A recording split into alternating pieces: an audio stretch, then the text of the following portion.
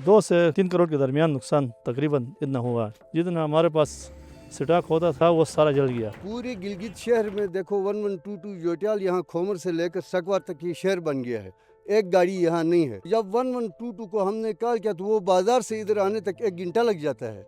तो 1 घंटा में तो आग अपना काम कर जाता है, तो उसका फ़ायदा ही नहीं है। जो महज़िब माशरे के जो लोग होते हैं, जब इस तरह की इमरजेंसी व्हीकल्स का जो सायरन बजता है ना, तो वो अपनी तमाम गाड़ियों को, इवन वीवीआईपी भी आते हैं ना, तो वो अपने वीआईपीस अपनी गाड़ियों को साइड कर देते हैं ताकि जो है इमरजेंसी गाड़ियों को स्पेस मिल जाए, वो टाइमली जाके रिस्पॉन्ड कर दें।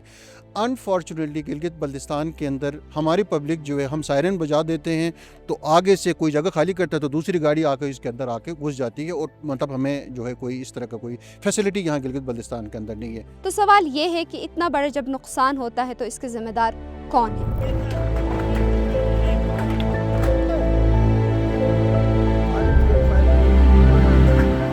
ये वो कारखाना है जो मुकम्मल तौर पर जल गया है और यहाँ पे तकरीबन जो मालिकान हैं उनके मुताबिक यहाँ पे 2 से 3 करोड़ का नुकसान हुआ है।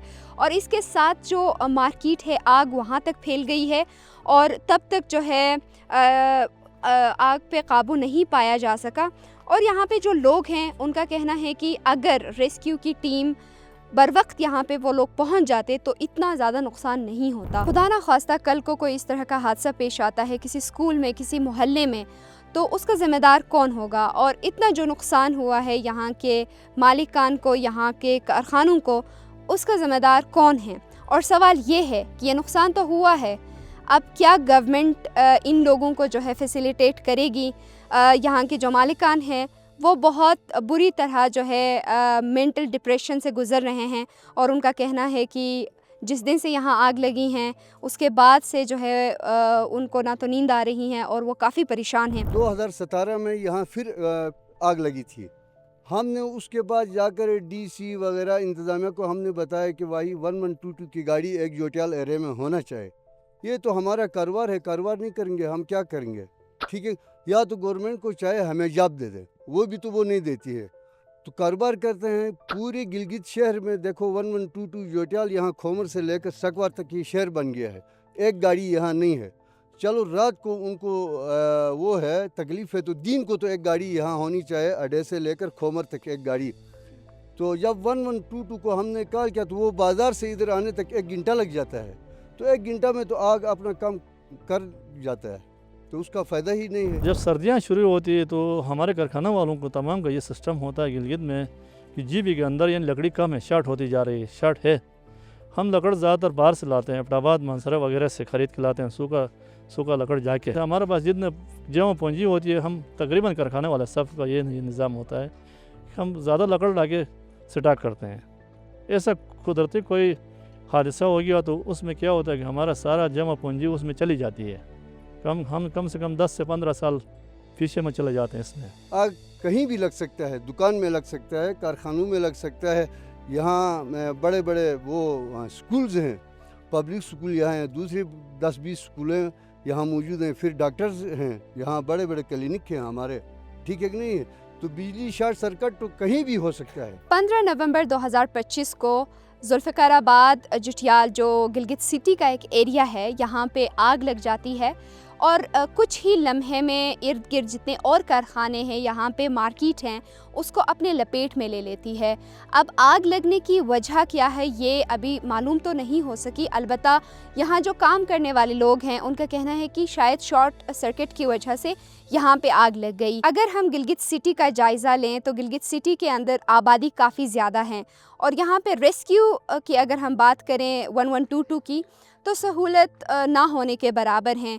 जो जुटियाल का एरिया है वहाँ पे रेस्क्यू की कोई गाड़ी मौजूद नहीं होती हैं और यहाँ पे भी जो आग बढ़ने की वजह है, लोगों का कहना है कि रेस्क्यू जो है वो यहाँ पे रेस्क्यू की टीम बहुत लेट पहुँची और इससे पहले भी इस तरह के हादसात हो चुके हैं और पहले उन हादसात से जो है सबक नहीं लिया गया है। हमारे साथ डिस्ट्रिक्ट इमरजेंसी ऑफिसर मौजूद हैं, ताहिर साहब।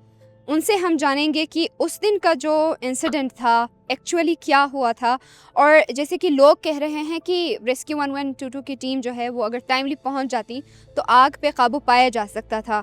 तो उस दिन एग्जैक्टली हुआ क्या था और डिपार्टमेंट को किस तरह के मुश्किलात का नॉर्मली भी सामना करना पड़ता है जब भी इस तरह की इमरजेंसी सिचुएशन आती है, तो डिपार्टमेंट को किस तरह के मुश्किलात का सामना करना पड़ता है और डिपार्टमेंट अपनी तरफ से कितना कोशिश कर रहे थे, इन सारे सवालात के हम जवाब जानते हैं। मैं आपको बताता चलूं कि रेस्क्यू 1122 को 11:17 पे कॉल मौसूल हुई है और इसी दौरान हमारी टीम यहाँ से फ़ौरन डिस्पैच, हमने 2 गाड़ियाँ यहाँ से डिस्पैच की, एक गाड़ी हमारे दन्योर स्टेशन में दन्योर से हमने डिस्पैच किया हुआ है।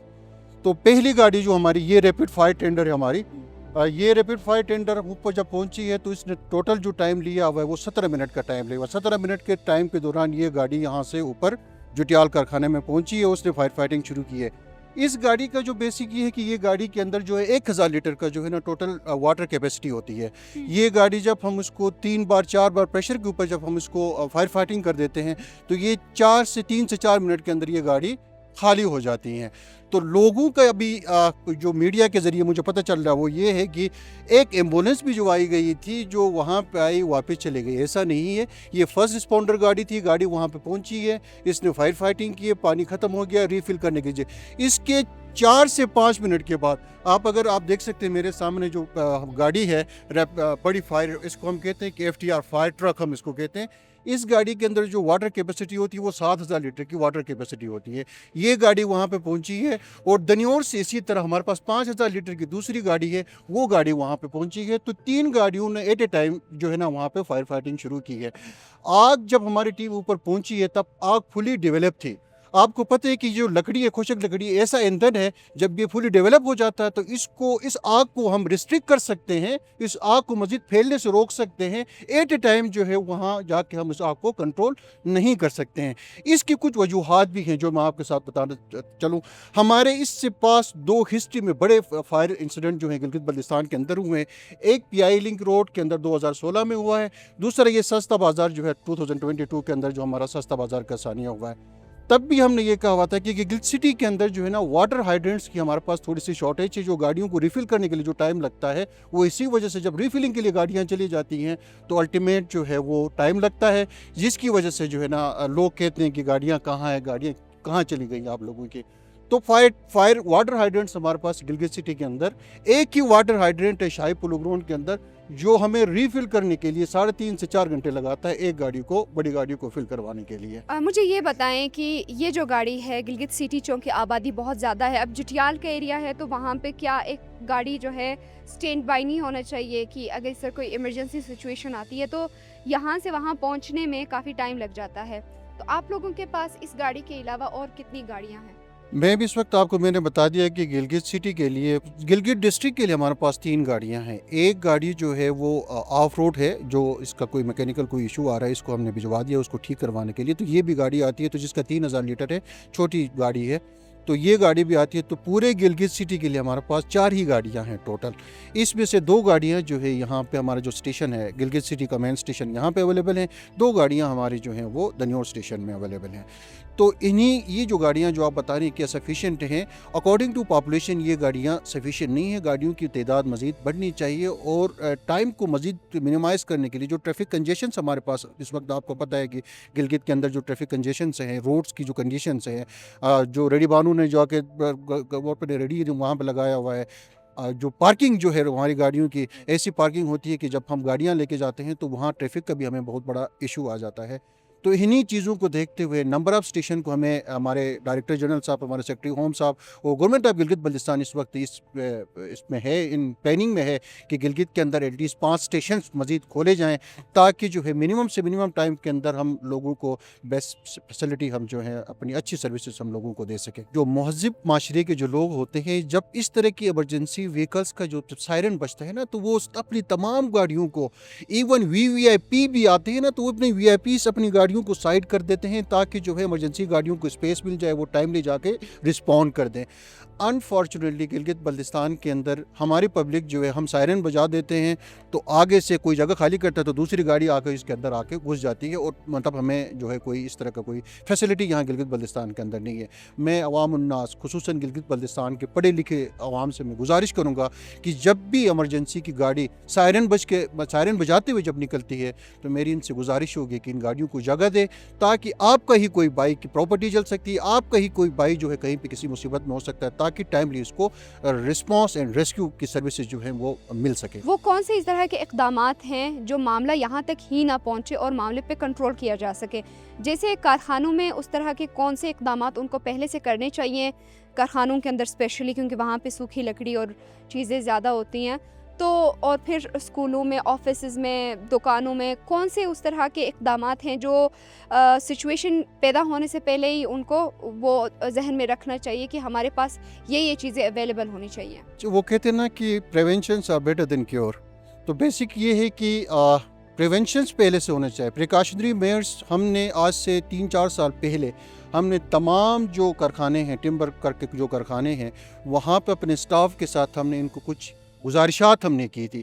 इसमें हमने कहा था कि जनाब आप फायर एक्सटिंग्विशर्स सफिशेंट अपनी जो आपके कारखाने का साइज़ है, साइज़ के हिसाब से सफिशेंट आपने फायर एक्सटिंग्विशर को इंस्टॉल कर दें ताकि इनिशियल फेज़ के ऊपर आग को आप लोग ही कंट्रोल कर सकें। इनकी ट्रेनिंग करवाने का हम पाबंद हैं, हमने उनको इस वक्त भी बता दिया था।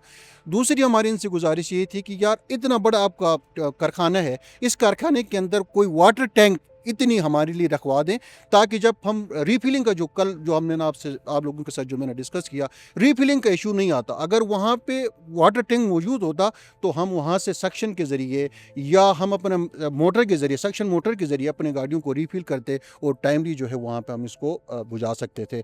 तो मेरी गुजारिश होगी कि एक तो ये है कि जो जितने भी ये जो कारखाने हैं या LPG शॉप से, एक तो ये है कि ये सिटी से बाहर होनी चाहिए। ये रूल भी है और ये पंजाब के अंदर इसकी इम्प्लीमेंटेशन भी हो रही हैं, पूरे वर्ल्ड के अंदर इसकी इसी तरह से है कि जो मिल्स होती हैं, जो फैक्ट्रीज होती हैं, वो सिटी से थोड़ा सा हट के बाहर किसी जगह पे होती हैं। तो मेरी GB गवर्नमेंट से पहले भी मैं रिक्वेस्ट कर चुका हूँ, अभी भी ये है कि एक तो ये जो फैक्ट्रीज हैं इनको सिटी से थोड़ा सा बाहर रखवा दिया जाए।